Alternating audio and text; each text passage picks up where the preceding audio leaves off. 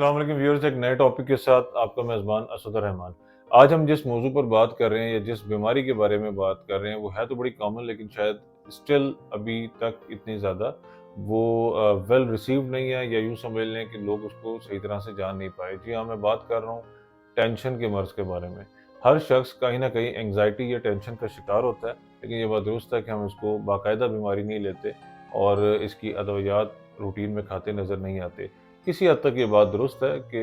अद्वियात का इस्तेमाल तो हाइपोथेटिकली स्पीकिंग आपको मुकम्मल मरीज़ ज़रूर बना देती है कि जब से आप अद्वियात खाना शुरू करते हैं किसी चीज़ के बारे में, तो उससे ये ज़रूर तय हो जाता है कि आप उस बीमारी का शिकार हो चुके हैं। होना तो ये चाहिए कि हमें बीमार ही नहीं होना चाहिए, लेकिन ये बात कहना तो आसान है, लेकिन इसमें कोई सच्चाई नहीं कि इंसान अपनी ज़िंदगी में कभी बीमार नहीं होगा। ये बात भी दुरुस्त है कि ढलती उम्र जो है इंसान को जिस्मानी तौर पे कमज़ोर भी करती है और साथ ही साथ वो अपने मौत के सफ़र की तरफ भी चूँकि जा रहा होता है, तो उसने कहीं न कहीं किसी न किसी बहाने से उसकी बॉडी ने कमज़ोर ज़रूर होना होता है। लेकिन जो टेंशन का मर्ज़ है, ये स्टिल इग्नोर्ड क्यों है? एक बात तो इसमें हमें पहले जानना ज़रूरी होगी कि आखिर ये टेंशन का मर्ज़ है क्या? हमारे हाई होप्स या हमारे जो गोल्स होते हैं, जब अचीवमेंट की तरफ नहीं जाते या दुरुस्त तरीके से अचीव हम नहीं कर पाते, तो फिर ये होता है कि हमें एंग्ज़ायटी होती है और टेंशन होती है और हम उसके ऊपर थोड़ा परेशान होते नज़र आते हैं। हमें ये भी हो सकता है कि जो हमारी ज़िंदगी के लॉसेस होते हैं, वो किसी भी नौइयत के हो सकते हैं, तो उसके अंदर हमें कहीं न कहीं परेशानी ज़रूर होती है और वो हमारे लिए कुछ ऐसे अनमेट नकूश भी छोड़ जाते हैं, जिसकी वजह से हम एंग्ज़ायटी का शिकार हो जाते हैं। इन सब से बचने का तरीका क्या है? और अगर हमें टेंशन है, जो कि यकीनन किसी न किसी शख्स को कहीं न कहीं ज़िंदगी में ज़रूर होती है और साथ ही साथ चलती है, तो फिर उससे बचने का क्या तरीका हो सकता है और क्या वाक़ई हमें डॉक्टर से रुजू करना चाहिए? एक बात आपको ये जान के हैरत होगी कि एक वक़्त था जब हम समझते थे कि साइकोलॉजिस्ट या साइकियाट्रिस्ट जो है,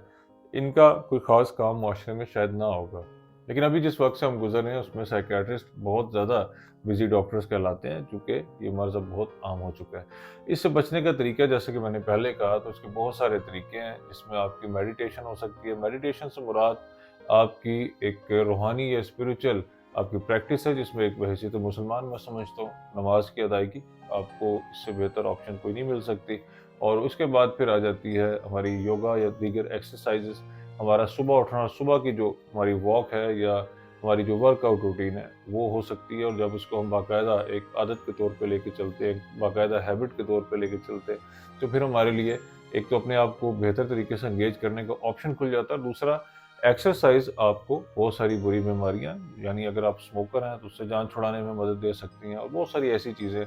जो आपकी खुराक की हद तक भी अगर आप प्रॉपर नहीं ले रहे, तो एक अच्छा जिस्म या अच्छा इंसान जो वर्कआउट करता है, वो यकीनन किसी न किसी स्टेज पे उस बसियारखोरी या उस गलत खुराक से या उस गलत आदत से जान छुड़ाने की कोशिश ज़रूर करता है, या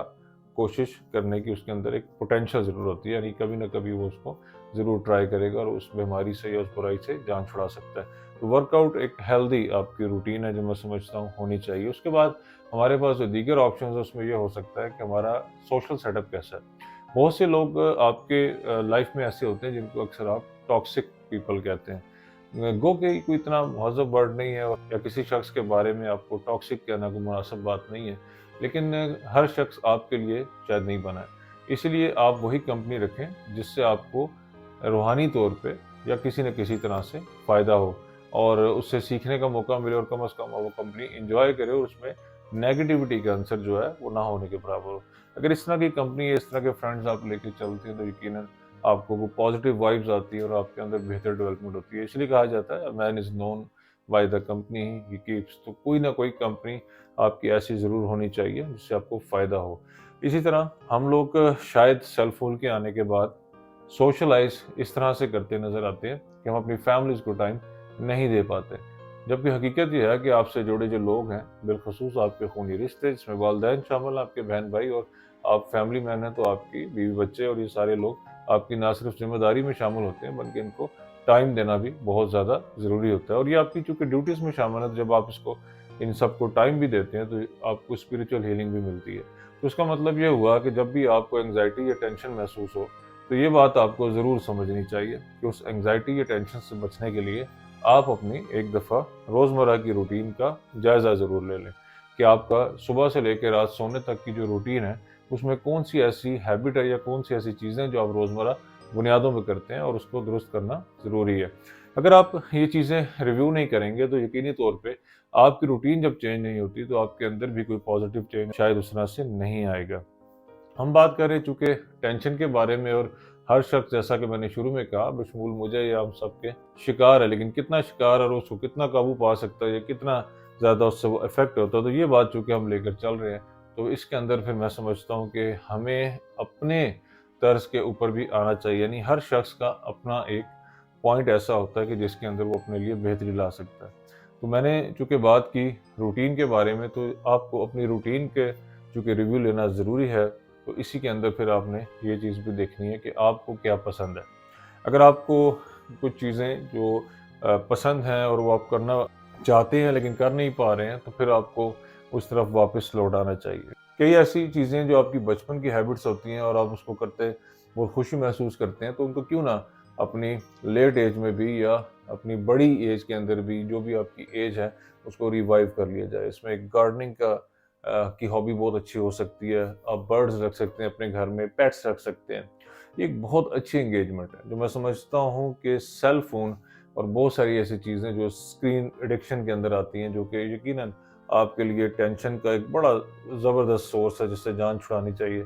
تو اس سے آپ بچ سکیں اور آپ واپس بیک ٹو دا نیچر آئیں اور اپنی زندگی کو آسان کرتے نظر آئیں۔ تو یہ چیزیں اگر آپ مینیج کر لیں گے تو یقینی طور پہ آپ کہیں نہ کہیں بہتری کی طرف جائیں گے، لیکن اگر آپ اس کو بالکل اگنور کر دیں گے تو بات وہی آ جائے گی کہ پھر آپ کے پاس پیسے ہیں اور آپ ڈاکٹر کے پاس جاتے ہیں اور پھر آپ وہ میڈیسن لیتے ہیں جو آپ کے دماغ کو سلانے کا، کوئی آسان الفاظ میں دماغ کو سلانے کے کام آتی ہے، جو آپ کی توجہ ہٹانے کے کام آتی ہے اور ایک آرٹیفیشل طریقہ ہے۔ اور یاد رکھیں کہ آپ کی باڈی جو ہے اس کے اندر جو امیون سسٹم ہے وہ کسی بھی آؤٹ سائڈ سورس کو ریئیکٹ کرتی ہے، یعنی جب آپ میڈیسن لیتے ہیں، ایون آپ فوڈ لیتے ہیں یا کوئی بھی چیز لیتے ہیں، تو آپ کی باڈی اس کو ایک دفعہ ریڈ ضرور کرتی ہے،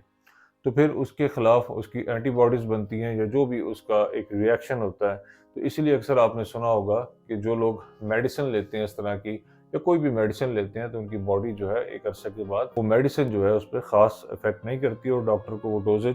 چینج کرنی پڑتی ہے یا پوٹینسی بڑھانی پڑتی ہے، تو یہ کوئی بہت اچھی بات نہیں ہوتی، اور ڈاکٹرز بھی اکثر دوائی کے ساتھ ساتھ آپ کو یہ تجویز کرتے نظر آتے ہیں کہ اپنی ڈائٹ کو کنٹرول کریں اور ایکسرسائز کو اپنی روٹین بنائیں۔ اس پر بہت زیادہ بات ہو سکتی ہے، لیکن میں یہ جانتا ہوں اور ہم یہ سب سمجھتے ہیں کہ اپنی زندگی کو بہتر بنانے کے لیے سب سے بہتر طریقہ آپ کے اپنے ہاتھ میں ہے، جو یقیناً آپ کی روٹین کے چینج ہونے سے ممکن ہو سکتا ہے۔ پھر کبھی اس پہ مزید بھی بات کریں گے، لیکن ابھی کے لیے صرف اتنا ہی۔ نیکسٹ ایپیسوڈ تک کے لیے مجھے دیں اجازت۔ السلام علیکم۔